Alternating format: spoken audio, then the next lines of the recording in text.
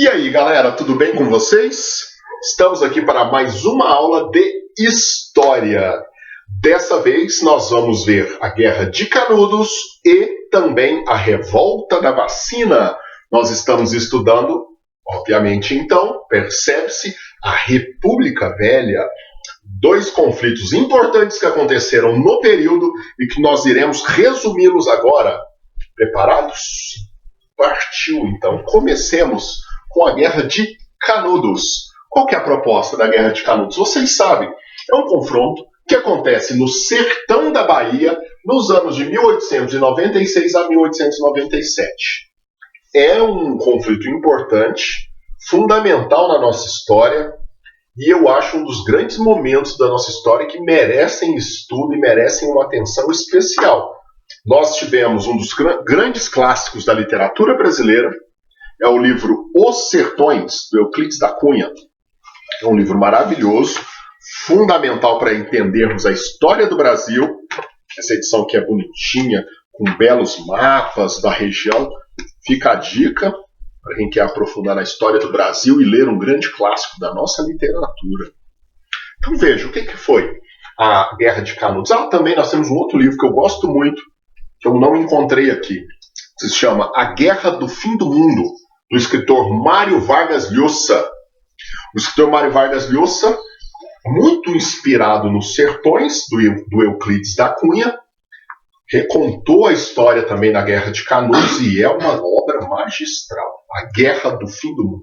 Então vejam, qual que é a questão? Primeiramente, o presidente do Brasil nesse período era o Prudente de Moraes. Aqui está escrito assim, desigualdade social e concentração de terras. É um histórico no Brasil. O histórico das terras estarem mal distribuídas desde as capitanias hereditárias, um longo histórico de terras mal distribuídas. Então nós tínhamos muitos problemas aprofundados no Brasil.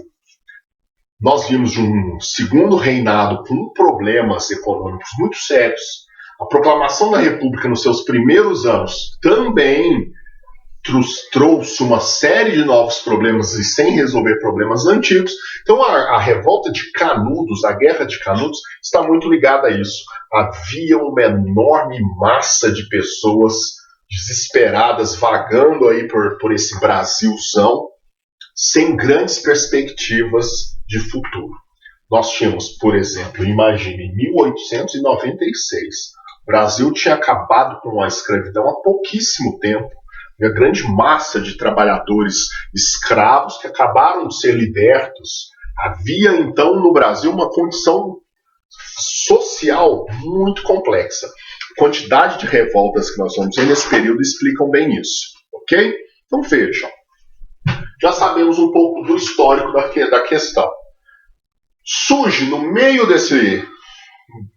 dessa situação histórica que se vivia uma figura que entra para a história com o nome de Antônio Conselheiro. Antônio Conselheiro tem uma história bastante discutida e estudada, há muitas fontes para se aprofundar na vida dele, mas nós vamos entendê-lo assim. Ele era um homem profundamente religioso, que abandona sua cidade, Quixeramobim, e sai caminhando pelas cidades nordestinas.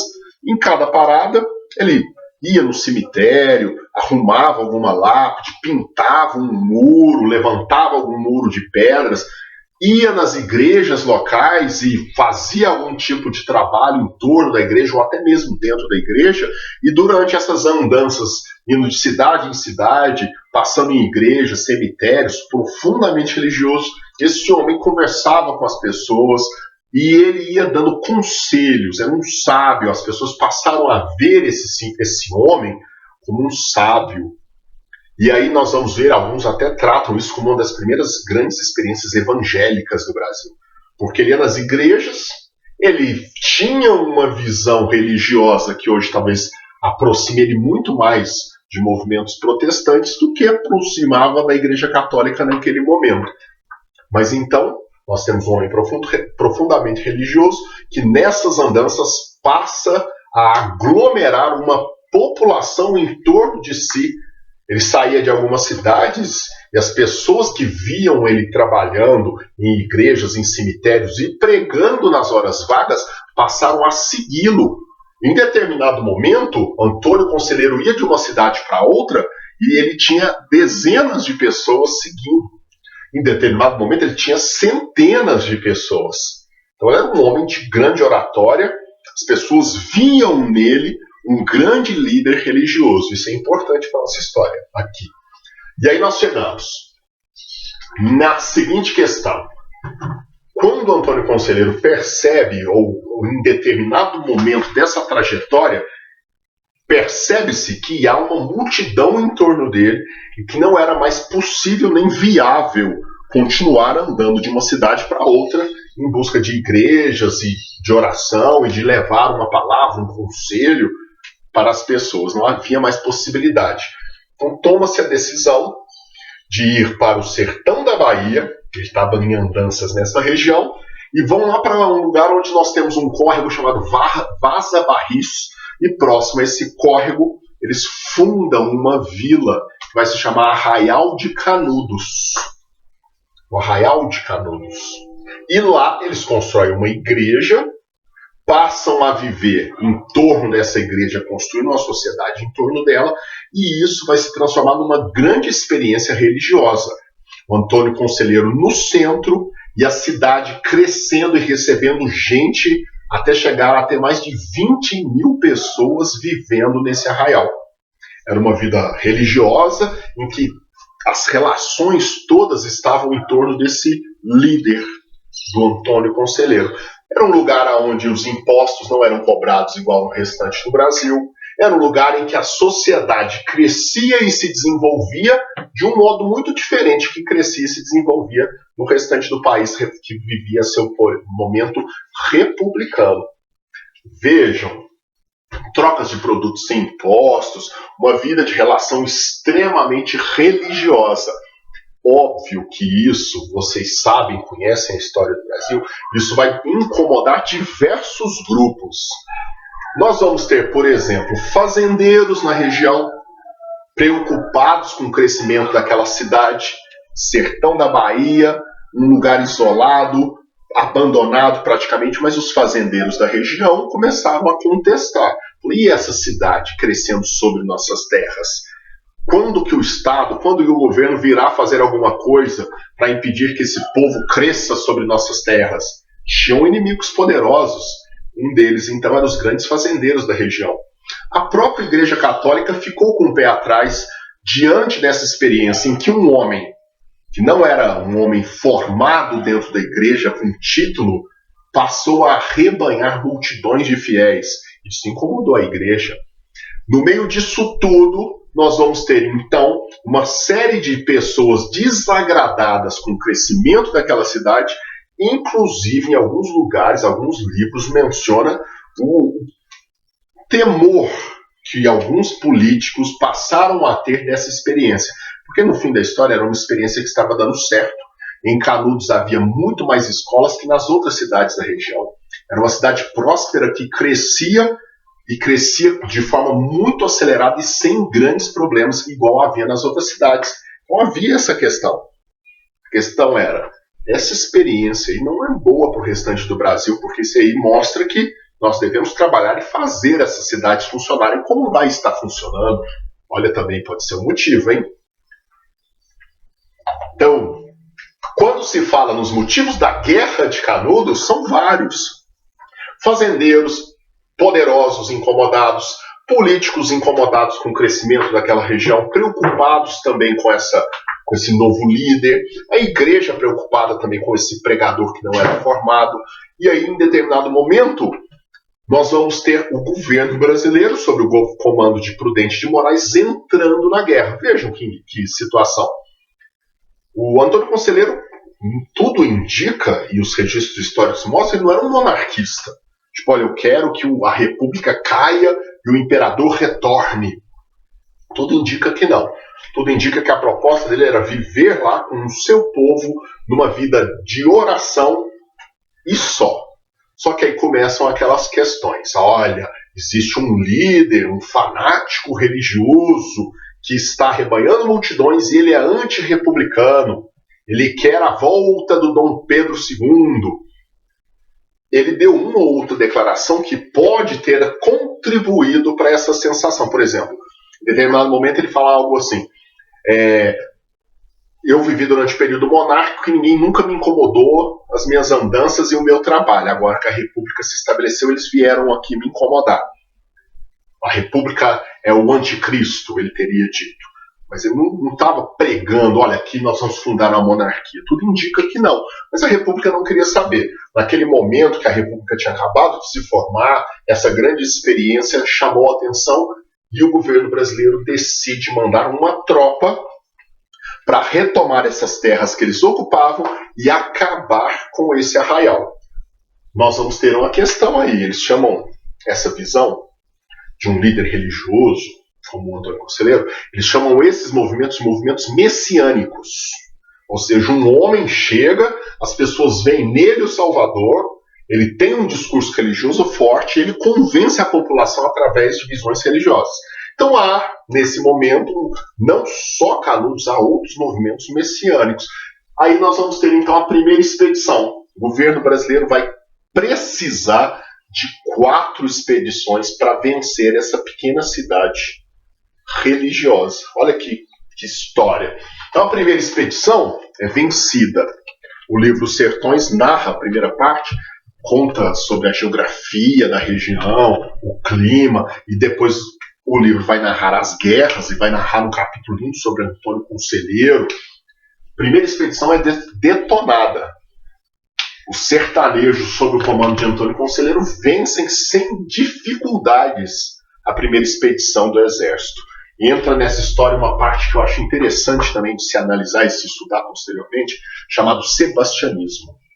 O rei Dom Sebastião, vocês conhecem, já estudaram história. O rei Dom Sebastião é aquele rei que vai numa guerra, lá em Alcácer Quibir, lá em Marrocos, ele desaparece durante a batalha e surge em Portugal, o rei português, Dom Sebastião, e surge em Portugal a seguinte ideia: o rei Dom Sebastião vai retornar, vai surgir de repente e ele vai trazer a vitória para Portugal.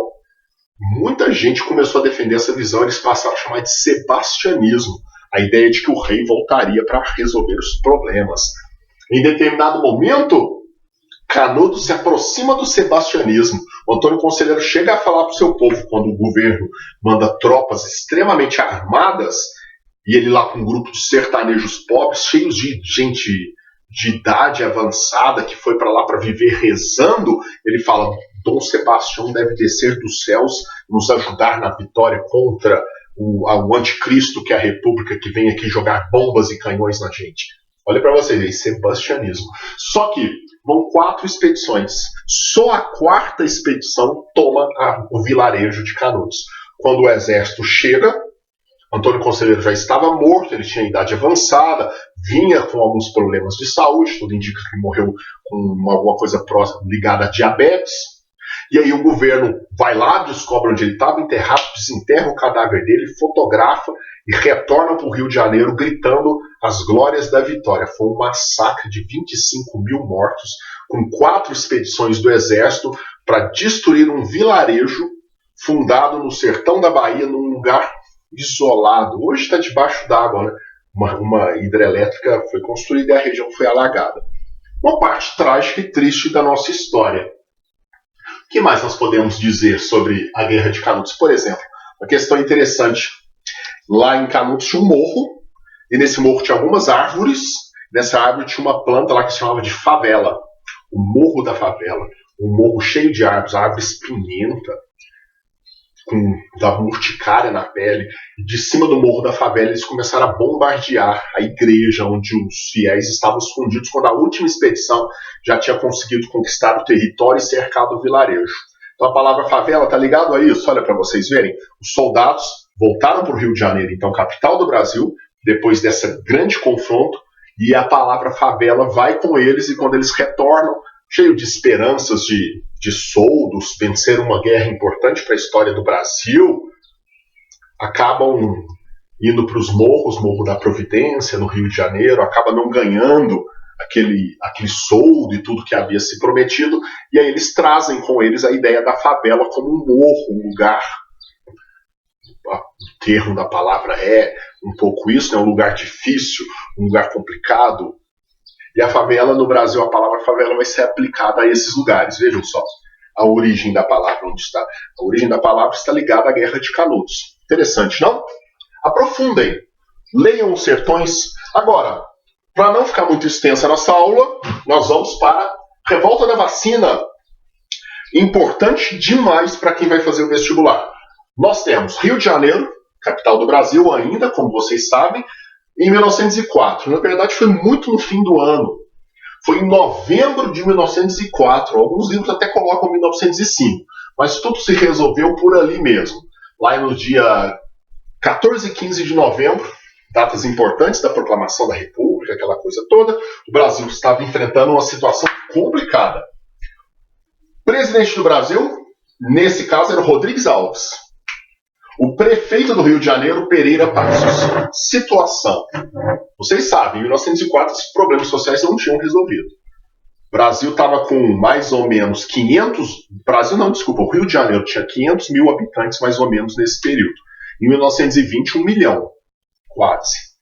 O crescimento populacional do Rio de Janeiro era assustador, mas é óbvio, era a capital do Brasil. Em 1900, o Brasil tinha proclamado a República há pouco tempo.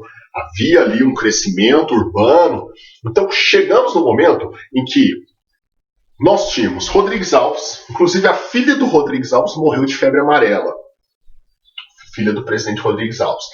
Pereira Passos e o Rodrigues Alves, então eles dão início a uma campanha de urbanização do Rio de Janeiro que entra com o nome de higienização, a palavra é ruim, inspirado nas transformações que o Barão de Haussmann fez na França, alargando avenidas, pegando os rios que corriam sujos e jogando eles para dentro de redes de esgoto, fazendo um processo de saneamento. Eles tentaram trazer isso para o Rio, fazer do Rio de Janeiro a Paris dos trópicos. Só que teve uma questão. As propostas deles eram boas, as condições de higiene eram precárias. O Brasil, nesse momento, vivia uma crise gigantesca de varíola, isso é triste de pensar, 1904, peste negra, peste bubônica, era uma doença comum. Nós tínhamos a febre amarela e a dengue avassaladoras no Brasil nesse período. Então a proposta deles era: vamos higienizar, vamos limpar a cidade do Rio de Janeiro, vamos fazer como na França, aí nós vamos ter os primeiros choques. Vejam só, nesse período nós tínhamos um grande médico chamado Oswaldo Cruz. O Oswaldo Cruz tinha lançado uma campanha. A campanha era: vamos combater o mosquito, matar o mosquito da febre amarela e da dengue. Uma campanha do mata-mata que foi grandiosa, mata-mosquito. Nós tínhamos nesse momento também o Oswaldo Cruz lançando a campanha de caçar os ratos. A proposta era: mate os ratos que vocês têm em casa, persigam os ratos e levem para o Estado que nós vamos pagar para vocês. Em 1904 já se sabia, sim, em 1904 já se sabia que os ratos os ratos transportavam as pulgas que transmitiam a peste bubônica. Então a proposta foi essa, mas não é isso mais. Eu vi que você ficou assustada com isso. O pior não é isso, o pior é que quando o Estado parou para perceber, tinha gente que chegava lá com 100 ratos num saco morto. Aí alguém foi para trás perceber, várias pessoas estavam criando ratos e levavam para o Estado, virou um negócio. Falou assim: o governo, para combater a febre amarela, eles estão invadindo as casas, jogando uma fumaça em todo mundo, quebrando tudo e acabando com os focos do mosquito. Foi uma campanha de sucesso. Mas olha para você ver como que foi. Para combater a peste bubônica, compravam ratos. É verdade, eu te juro, está registrado. E descobriram um cara que tinha mais de 100 ratos em casa, ele foi preso. Ele tinha mais de 100 ratos, ele tinha uma multidão, ele vendia isso, ganhava dinheiro com isso. Então, assim, o Oswaldo Cruz é um médico importantíssimo, sanitarista, estudou na França, trouxe ideias importantes para a França, e o Brasil é um país, nesse momento aqui, o Brasil tem uns grandes médicos sanitaristas. Em lugares do mundo eles não acreditavam em vacina, em lugares do mundo eles não acreditavam em higiene, relação entre higiene e doenças. A gente tem isso aqui em 1904 já. O problema foi como que isso tudo foi colocado em prática. A campanha de mata-mosquito, a campanha de combate aos ratos, aí chega na campanha de urbanização. Pereira Passos, Rodrigues Alves. Aí que a coisa fica complicada. Por quê? Para embelezar a cidade, para contornar a situação de pobreza, eles começaram a fechar e perseguir os cortiços. As pessoas que moravam em cortiços, moravam em condições precárias, foram expulsas para que as avenidas fossem largadas. Então havia uma situação no Brasil nesse período muito complicada. Era um país com muitos problemas sociais, muitos. Era um país com diversas crises de doença e o governo tentando criar uma solução, mas as soluções foram muito autoritárias e muitas vezes violentas. No meio disso tudo, nós chegamos no ano de 1904, o nosso querido amado médico Oswaldo Cruz se aproxima muito do governo, ele vai fazer oficialmente todas essas políticas, ele traz uma proposta, que é a proposta da vacina para a varíola. Primeira vacina inventada, né? Então a vacina para combater a varíola chega no Brasil e a proposta é: vamos sanear o Rio de Janeiro, vamos combater as doenças e vamos vacinar a população. O povo brasileiro não fazia ideia o que era vacina, não tinha ideia como isso funcionava, havia uma massa populacional descontente com as campanhas do governo de urbanização, que expulsou pobres dos centros da cidade, que tirou populações de suas residências, empurrando elas para os morros e para as favelas, empurrando elas para regiões piores, para deixar o centro da cidade higienizado e limpo.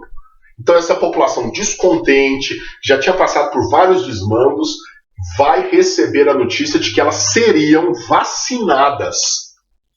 E aí, o que é vacina? Como isso funciona? Vacina não era essa agulha que nós temos hoje, era isso aqui. De verdade. Então, as pessoas temendo que essa vacina poderia ser algo ruim, olha só, o movimento anti-vacina hoje, hein? Olha a referência que nós podemos fazer. Vai surgir uma rebelião popular contra a vacinação. Teve gente até que alegou, de verdade, que não queria que a mulher mostrasse os braços. Não, minha mulher não vai mostrar os braços para nenhum maluco aí que vai entrar na minha casa, não. O que acontece? Junto isso tudo, não é um fator. Alguns livros falam, a revolta foi porque o povo não queria ser vacinado à força por varíola. Não é só isso. É um monte de coisas. É muito mais complexo que isso. Enfim, durante 2 dias, há uma quebradeira geral ao ponto da campanha para a vacina ser cancelada. O governo vai enfrentar nas ruas do Rio de Janeiro barricadas da população, quebradeira, pancadaria. Porque alguém falou, olha, o que é uma vacina? Eles vão pegar a varíola e injetar nas pessoas. Opa, então em mim não, tô fora. Vão entrar na casa das pessoas com um exército, segurar o povo e meter a vacina se você não quiser. E era o que estava acontecendo. Saíam grupos com agentes de segurança e agentes de saúde juntos para vacinar a população. Então a revolta da vacina, em resumo, para finalizar, estourou nosso horário, é uma revolta popular que acontece no Rio de Janeiro em 1904, de uma população cansada, cheia de questões em torno, vai ter como a gota d'água a vacinação obrigatória imposta pelo governo para combater a varíola. Hoje nós sabemos, vocês sabem a importância da vacina. O que nós podemos talvez analisar aqui é: a população não estava devidamente esclarecida, talvez hoje muitos ainda não estejam. A população estava descontente por conta da forma que tudo estava acontecendo ali em relação à urbanização, combate de outras doenças, etc. É um fator para se pensar hoje. E foi o caldeirão que permitiu estourar essa revolta. Certo? Uma galera foi presa, inclusive foi até mandada para o Acre, juro, verdade. Alguns líderes do movimento foram extraditados. Você vai lá para o Acre. Mandaram o povo no meio da selva para pagar. Alguns foram para a cadeia mesmo. Ok? Aprofundar, buscar os textos de referência que nós temos no nosso livro, que isso é importante, tá, galera? Importante por quê? Porque nós vivemos hoje uma galera que tem pregado contra a vacina e se precisarmos levar isso para o vestibular, temos uma referência para fazer, mas o principal é entender que vacinas são fundamentais e um povo não esclarecido ou uma campanha, uma ação do Estado não feita devidamente pode levar a uma revolta. O governo estava certo em querer combater doenças e vacinar as pessoas, mas e como isso foi feito? E qual era o contexto social e econômico da época? certo? Fechou? Essa aula é para o primeiro ano do ensino médio. Eu sou Rafael Noli, espero que vocês tenham gostado.